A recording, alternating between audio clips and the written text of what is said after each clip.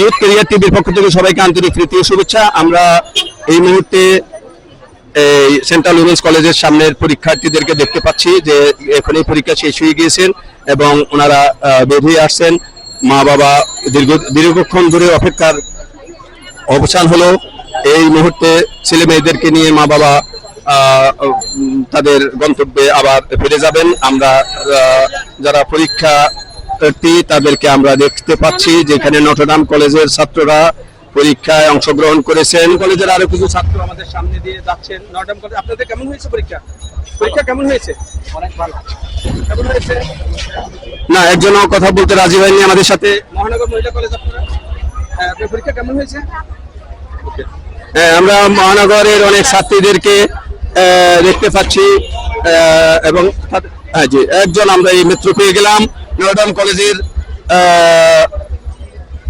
কলেজের একজন সাহসী ছাত্রকে আমরা এই মুহূর্তে আমাদের সামনে পেয়ে গেলাম।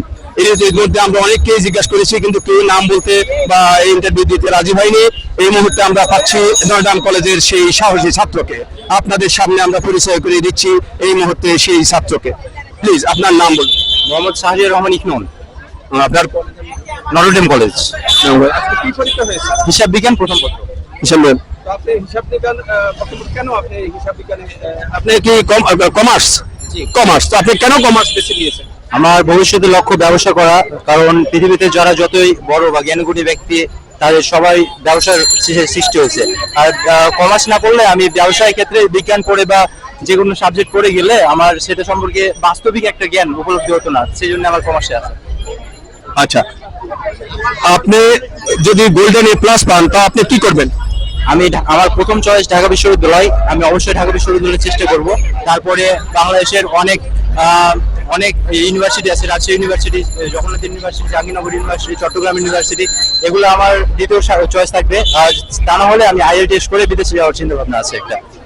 আচ্ছা, আপনি মানে ঢাকা ইউনিভার্সিটিতে পড়ালেখা করার চিন্তা করছেন।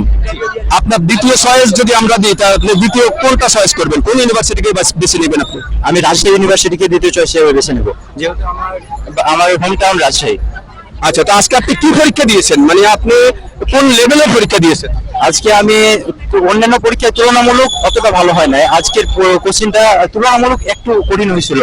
মানে আমরা যে বিগত প্রশ্নগুলোতে দেখেছি আমাদের কোশ্চেন অনেক সহজ হয়েছে বা ইজি হয়েছে, সকলে অ্যান্সার করতে পারছে, কিন্তু আজকে তুলনামূলক সেটা হয় না। আজকে হিসাব বিজ্ঞানের MCQটা টপ লেভেলের একটু কঠিন হয়েছিল। ওকে, তো আপনি এই আজকে এই যে পরীক্ষা দিয়েছেন, আপনারা যে লেভেলে পরীক্ষা, এই পরীক্ষা এটা কি মেট্রিকের পরে যে আজকে আপনারা যে পরীক্ষাটা দিয়েছেন এটা মানে কোন ধরনের গ্রাজুয়েশন? এটা আমাদের HSC। তো HSC এর অ্যাকচুয়ালি ফুল মিনিং কি?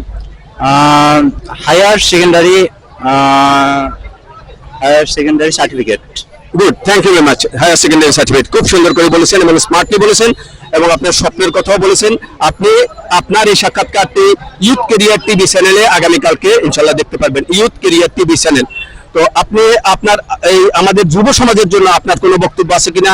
কারণ এজ এ নটরডেম কলেজের ছাত্র হিসাবে, কারণ নটরডেম কলেজটাকে আমরা অনেকেই খুবই গুরুত্ব দিই এবং এই কলেজে আমাদের অনেকেই স্বপ্ন থাকে, আমাদের অনেক অভিভাবকের স্বপ্ন থাকে যে নটরডেম কলেজে যেমন তার সন্তানটি লেখাপড়া করুক। তা আপনি সেই স্বপ্নটা আপনার মা বাবার পূরণ করতে পেরেছেন, কিন্তু এই মুহূর্তে আপনি বাকি এই যে ইউথদের জন্য এবং যারা এই নটরডেম কলেজে ভর্তি হওয়ার জন্য আশা করছেন তাদের জন্য আপনি যদি কিছু বলেন।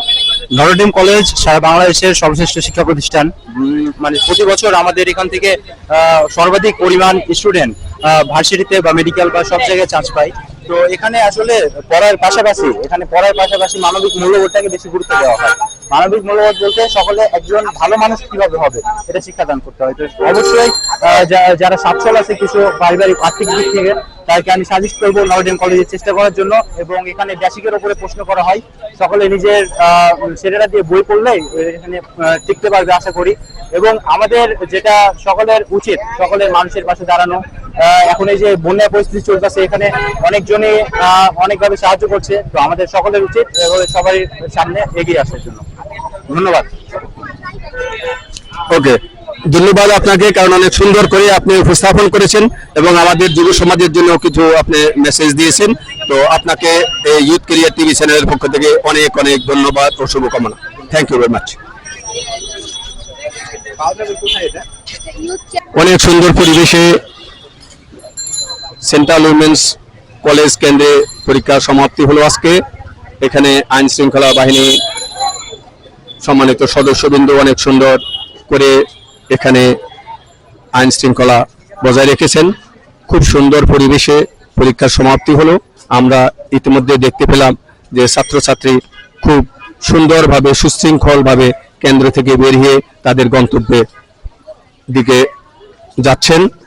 আরো কিছু ছাত্রছাত্রীকে আমরা এই মুহূর্তে দেখতে পাচ্ছি যারা এখনো বের হয়ে আসছেন। তবে পরীক্ষা শেষ হয়ে গিয়েছে দুপুর 1টায়। আজ 11ই জুলাই, বৃহস্পতিবার 2024। তো